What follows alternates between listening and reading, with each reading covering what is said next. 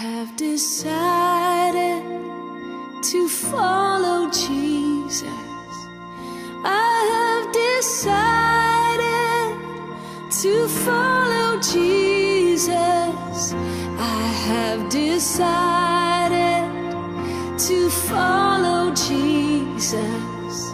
No turning back, no turning back.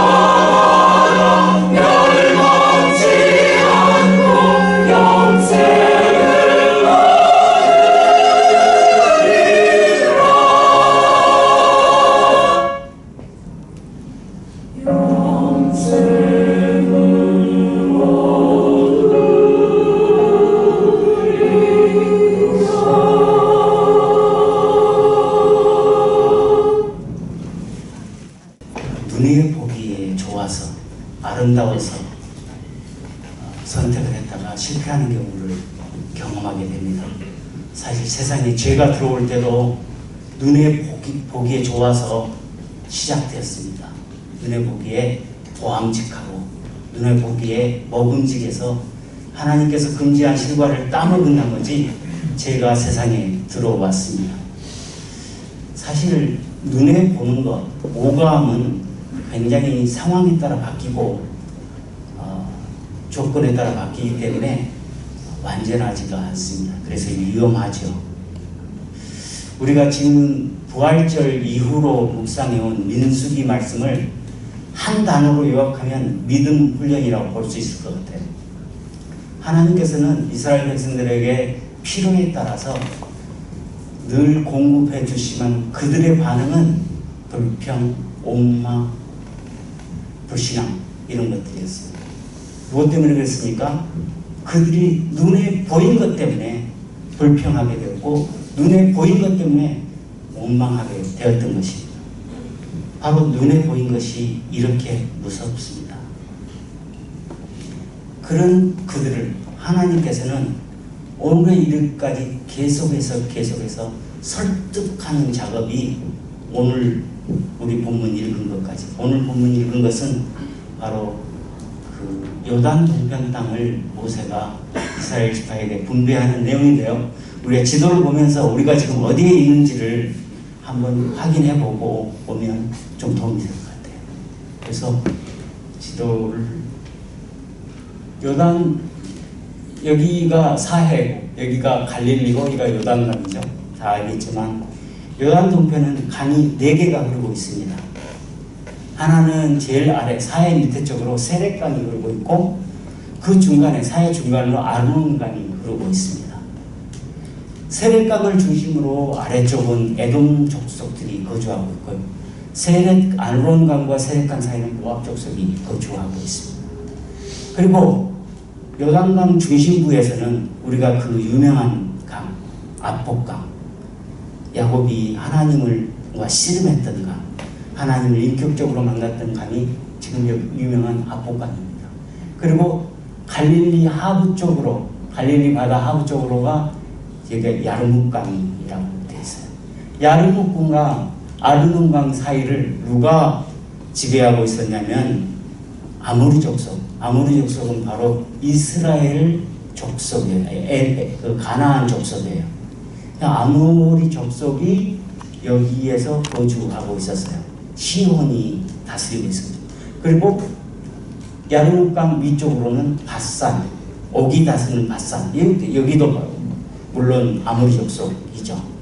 이렇게 족속이 하고 있는 이 지역들을 학자들에 따라서는 좀 다르기도 하지만 이 지역을 길르앗이라고, 오늘 성경에 나오는 길르앗 지방이라고 이야기합니다. 오늘 말로 하면 트랜스 요르단이라고도 부르기도 하죠. 그래서 요단강을 건넜다 해서 트랜스 요르단 이렇게 부르죠. 그래서 이 지역을 어떤 사람은 좀 높게, 어떤 학자는 길르앗 지방이다 이렇게 하는데 어떤 사람은 그 아모리 족속이 지배했던 이 땅은 길르앗 지방이다 이렇게 말하기도 해요. 지금 이렇게 이게 있는데 이게 그 가데스 바냐에서 이스라엘 족속들이 쭉 이동해서 지금 여기까지 와야 되거든요.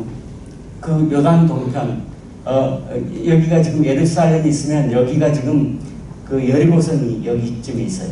여리고성 건너에 모압 평지까지 와서 여리고성을 건너려고 하는데 지금 길을 비켜달라고 에돔, 모압, 암몬, 아모리 족속한테 다 이야기를 해도 다 거절합니다. 그런데 이스라엘 백성이 하나님께서 명령한 대로 너희 형제국가들은 괴롭히지도 말고 싸우지도 말라 이 명령에 따라서 형제국가들한테는 피해서 가고 형제국가가 아닌 가나안 족속들은 전쟁을 해서 이 땅은 정복을 합니다. 이 땅이 어떤 땅입니까? 아모리 족속이 어떤 족속입니까? 3m, 4m, 키가 3m, 4m 되는 족속입니다. 그래서 이 족속들 때문에 무슨 신학이 생기냐면 메뚜기 신학이 생겼어요. 이스라엘 백성들이 메뚜기 신학을 만들어요. 그 정도로 이 사람들 무서운 사람들이었어요. 이 무서운 사람들 이스라엘 백성이 쳐버렸어요. 정복을 했어요. 정복을 하니까 모압, 사실은 이 아모리 족속이 이 땅, 르보이라고 써진 땅도 모압 땅이었어요. 사실 원래는. 그런데 이 사람들이 모압을 치고 이 땅을 확장한 거죠. 그러니까 그래서 우리가 그전에 묵상했던 모압 왕 발락 왕이 도저히 물리적으로 이 사람들을 이길 수가 없어요.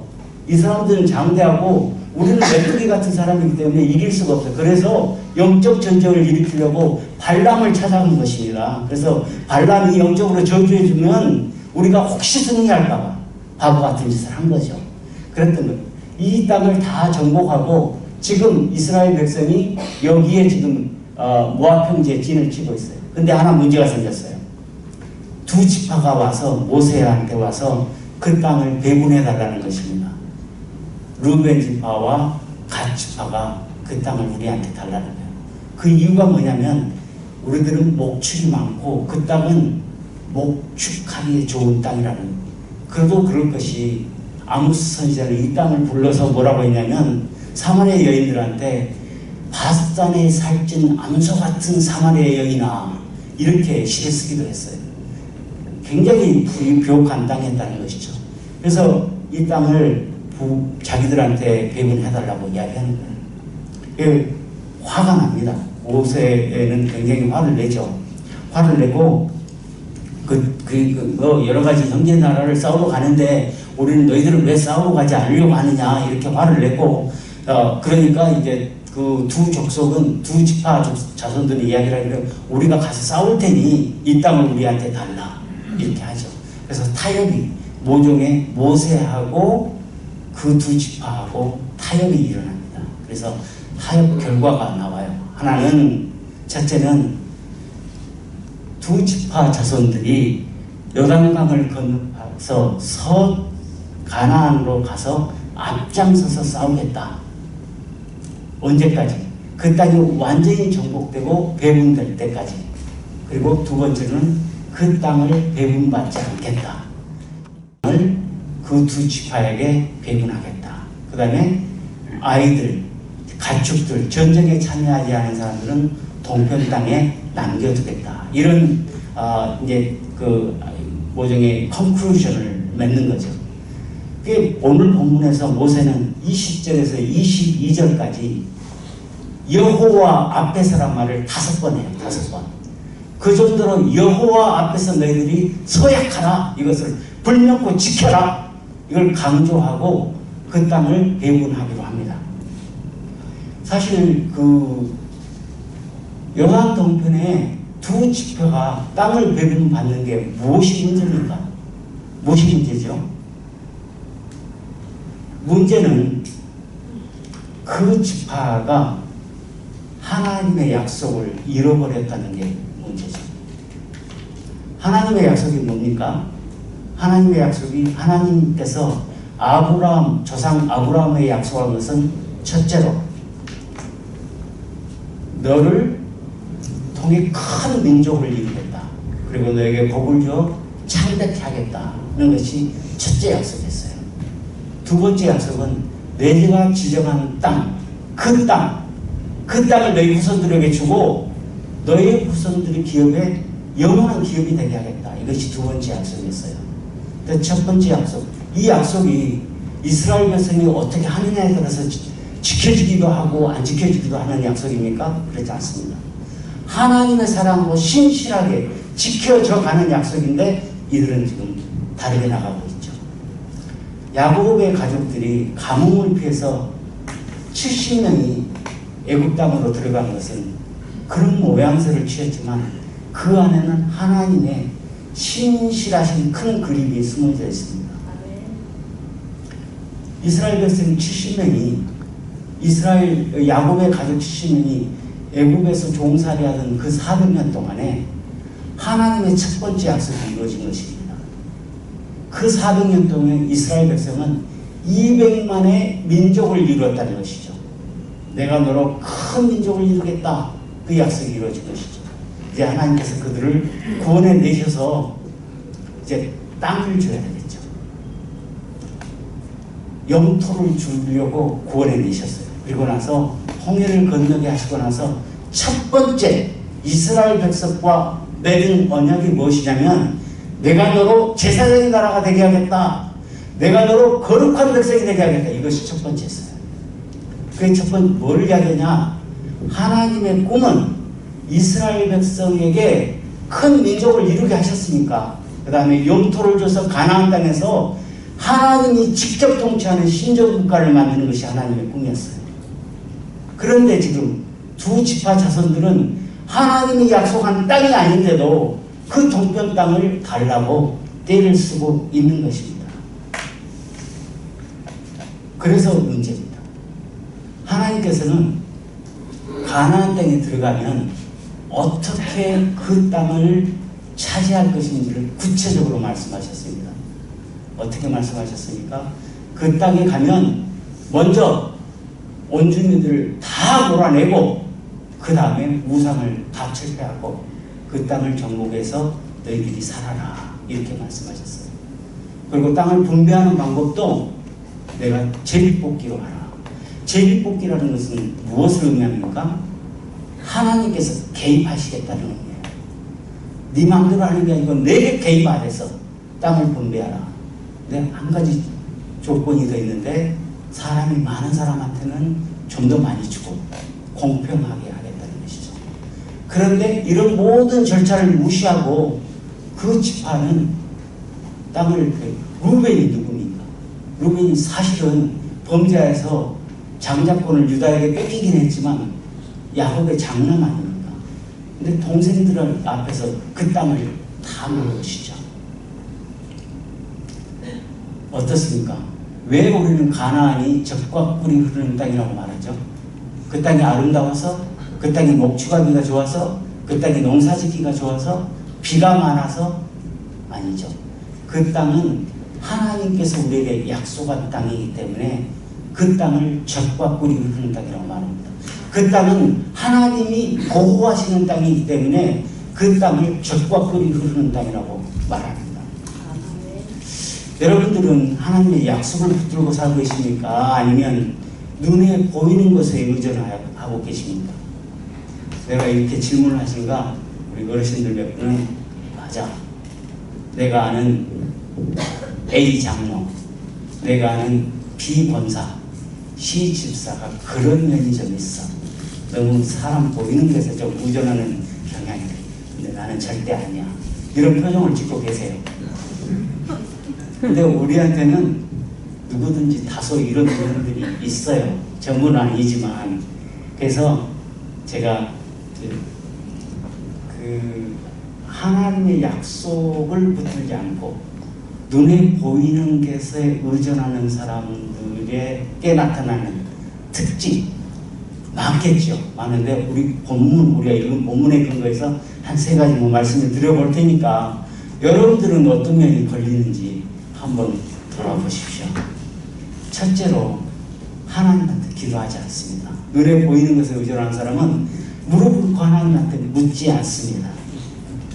롯은 눈에 보기에 좋아서 모압 땅을 택했어요.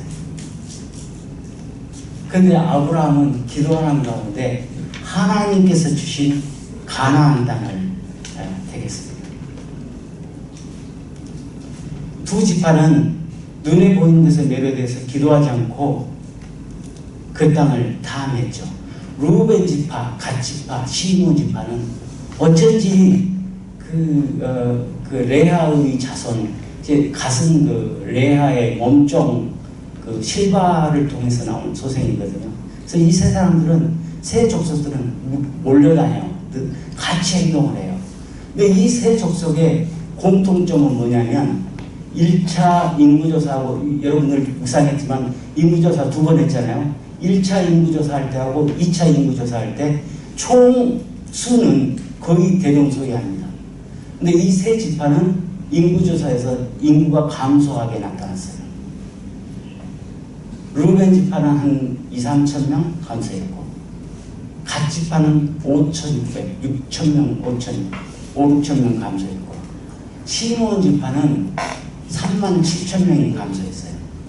시작할 때는 59,000명으로 시작했다가 끝날 때는 2차 조사에서는 22,000명. 그러니까 우리가 알다시피 그 부월의 음란 사건의 주동자들이 시므온 지파거든요. 우리 이 사람들은 기도하지 않기 때문에 이런 결과를 근데 오늘 특이한 것은 모세한테 우리가 발견할 수가 있어요. 두 지파가 땅을 자기들한테 배분해달라고 요청이 왔을 때 모세가 하나님한테 그걸 들고 가지 않는다는 것이에요. 자세히 보면 그렇죠. 하나님한테 들고 가지 않아요. 우리가 알고 있는 모세는 늘 어떤 일이 있을 때마다 하나님한테 무릎 꿇고, 하나님 내가 이 일을 어떻게 해야 됩니까? 그리고 하나님 지시에 의해서 행동했어요. 근데 오늘 본문에서는 땅을 분배할 때 자기 감정적으로 감정해요. 화내고 책망하고 타협하고 분배하고 이랬습니다. 눈에 보는 것에 의존하면 기도하지 않습니다. 그럴 때 나타나는 현상이 있어요. 두 번째로 늘 탐욕적입니다. 말은 거룩하게 하지만 그 안에는 돈, 명예, 권력과 같은 탐욕이 숨겨져 있다는 것입니다.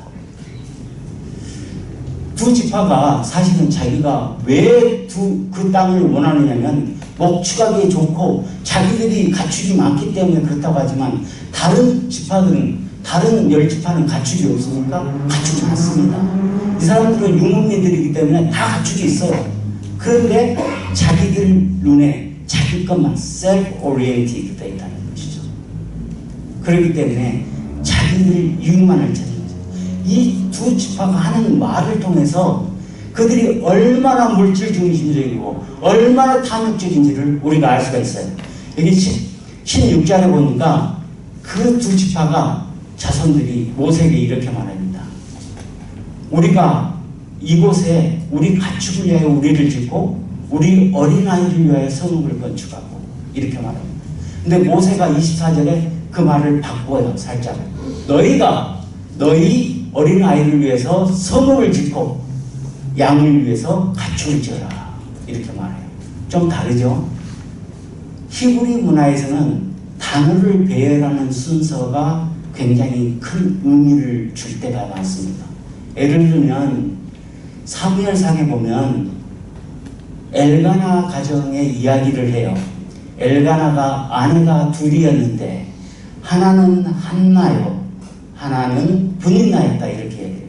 거기는 한나가 첫째 부인이고 분인나가 두 번째 부인이라는 서열을 말한 적이 없어요. 본문에는. 근데 우리는 어떻게 알고 있습니까? 한나가 첫 번째 부인, 분인나가 두 번째 부인이라고 알고 있어요. 어떻게 합니까? 순서가 한나가 먼저 나오고 부인은 그 뒤를 이어가면 분인나는 아이가 있고 한나는 아이가 없더라 이렇게 나왔어요.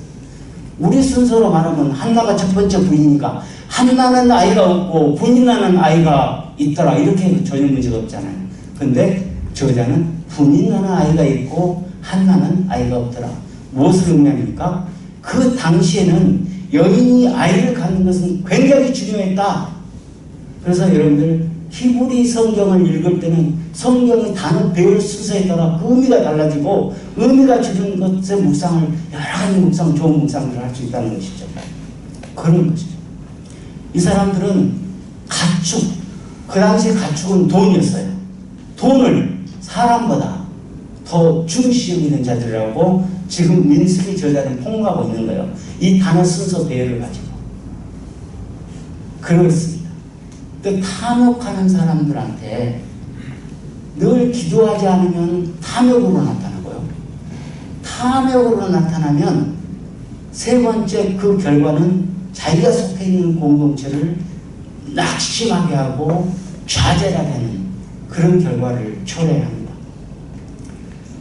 그 모세가 이야기하죠. 너희가 어찌하여 이스라엘 자손에게 낙심하게 하여 여호와께서 그들에게 주신 땅으로 건너갈 수 없게 하느냐. 모세는 가데스 바네아 사건을 회상합니다. 가데스 바네아 사건에서 그 정탐꾼을 보내죠. 사실 정탐이라는 말은 그 히브리어로 트루라고 그러는데 이 말은 그 비밀스러운 것을 꺼내오는 게 아니에요.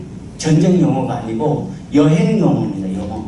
사전 답사 아니면 익스플로어 그래서 탐험 거기에 가서 조사해보는 거.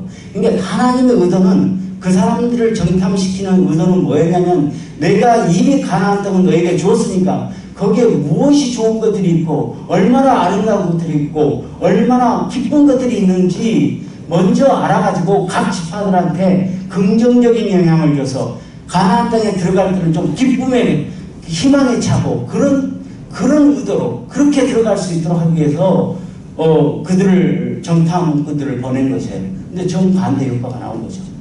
바로 그들이 뭐 때문에 보는 것에 집중했기 때문에 그들은 부정적인 이야기를 했다는 것입니다. 예수님께서는 이 땅에 오실 때 우리에게 죄악 가운데 있는 이 땅을 구원하기 위한 그 희망, 소망을 주시기 위해서 오셨어요. 생명으로 오셨어요. 그래서 그리스도 공동체는 늘 우리가 속해 있는 공동체의 소망이 돼야 되고 희망이 돼야 된다는 것이죠. 우리가 코로나 팬데믹 현상을 거리면서 우리가 많이 피부로 느꼈잖아요. 기독교 경력자가 어떻게 살아야 되는지, 어떻게 하면 복음의 전도기를 막지 않는지, 어떻게 하면 우리가 하나님 나라를 이 땅에 건설할 수 있는지. 그런 애는 성경 역사에서 수도 없이 찾아볼 수 있어요. 3세기에 우리가 경험했던 팬데믹과 똑같은 현상들이 일어났어요. 원인을 알 수 있는 역병이 3세기에 로마 그리스 지방에 나타나가지고 많은 사람들이 죽었습니다. 그때는 시대상으로 기독교가 이교도들한테 핍박을 많이 받던 시대였습니다. 그런데 이교도들은 역병이 나타나니까 자기들 살려고 가족들도 버리고 도망갔습니다. 어린 아이들 데리고 오기 힘들고 늙은 부모님들 힘드니까 다 버리고 자기들만 도망갔어요. 다시 말해서 자기들이 지금까지 가르쳤던 교리를 자기 스스로 무너뜨려 버린 겁니다. 근데 소수 그리스도인이었지만 그리스도인 공동체는 그 역병을 우리를 돌아볼 수 있는 기회로 삼았습니다. 그래서 회개운동이 일어났어요. 하나님께서 이 땅에 역병을 주셨는데 우리가 잘못한 것들을 기억하고 회개하고 하나님께 내어놓는. 또 하나는 그들은 이 역병을 하나님께서 우리에게 베풀어 주신 사랑, 그 자비, 그것을 실천할 수 있는 기회로 삼았습니다. 그래서 그들은 생명을 무릅쓰고 그 역병 걸린 사람들한테 가서 돕고 이런 일을 했어요. 그래서 많은 사람들 살리기도 했습니다. 그 결과는 뭐였습니까? 많은 이교도들이 그 역병이 끝나고 나서 그리스도인으로 전환하는 역사가 일어났던 것입니다. 그때 그리스도인들한테 불려주는 이야기가 파라볼라노이라고 불렀어요. 그 말은 무슨 뜻이냐면 생명을 무릅쓰고 헌신하는 자, 목숨을 무릅쓰고. 초대교회에 이런 일이 일어났던 것이죠. 기독교 공동체는 이처럼 세상에 희망을 주는 그런 공동체여야 한다는 것이죠. 세 가지 특징 중에 여러분 자신들한테 발견되는 것은 있습니까? 하나님의 약속. 우리가 오프닝에서 제가 말씀드린 것처럼 하나님께서는 그 예수님께서 재림하신, 오늘은 재림하고 나서, 아니 승천하시고 나서 첫 주일이에요. 주일을 기념해서 지키는데 승천하실 때 재림을 약속하셨어요. 재림을 붙드는 신앙, 그 신앙만이 우리에게 기쁨이 있고 감사가 있습니다. 누가복음 2장 말씀을 통해서 결론을 맺고 싶습니다. 누가복음 2장에 보면 그 천사가 베들레헴 근처에서 양을 치는 목자들에게 예수님의 탄생 소식을 최초로 알리는 장면이 나와요. 그때 사실 종교 지도자들, 제사장도 있고 바리새인도 있고 서기관도 있는데 왜 천하고 천한 목자에게 예수님의 탄생 소식, 메시아의 탄생 소식을 처음으로 알렸을까요? 여러분 생각해 본 적 있으세요? 여러 가지 학자들이 의견이 있어요. 어떤 사람은 가난에다 포커스를 맞춰갖고 그들이 가난했기 때문에, 예수님이 가난한 사람들을 위해서 오셨기 때문에 그렇다. 어떤 사람은 천했기 때문에 이렇게 이야기를 해요. 근데 사실은 목자들이 누구인지, 목자들이 뿌리를 쫓아 올라가 보면 설득력 있는 대답을 얻을 수 있을 것 같아요. 목자들은 이스라엘 여행, 저는 안 가봤는데 이스라엘 여행을 다녀오신 분들 이야기를 들어보면 베들레헴 근처에 라못 라헬이라는 지역이 있다고 해요. 그 지역에는 목자들을 기념하는 목자 교회가 있대요. 근데 그 라못 라헬이라는 지역이 옛날 구약 시대는 베납게렘이라고 불렀다고 합니다. 베나게렘. 성경에 베나게렘이라는 말은 딱 한 번 나와요. 언제 나오면 느헤미야 3장 14절에 베나게렘이 나오는데, 느헤미야는 언제 쓰여졌습니까? 포로 이후 시대를 배경으로 쓴 책이잖아요.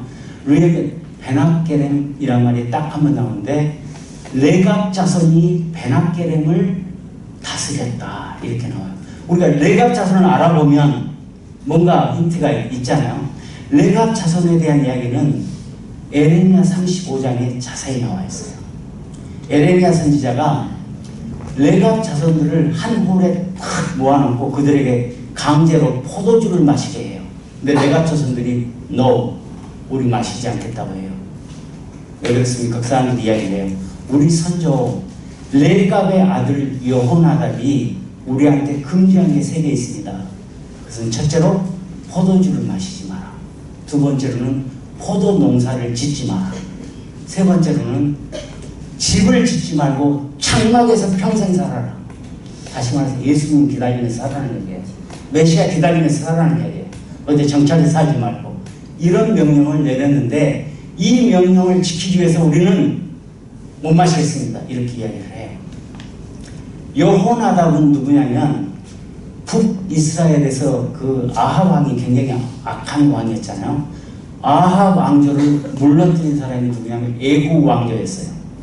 에후 왕조를 도와서 개혁을 단행했던 사람이 여호나답이에요.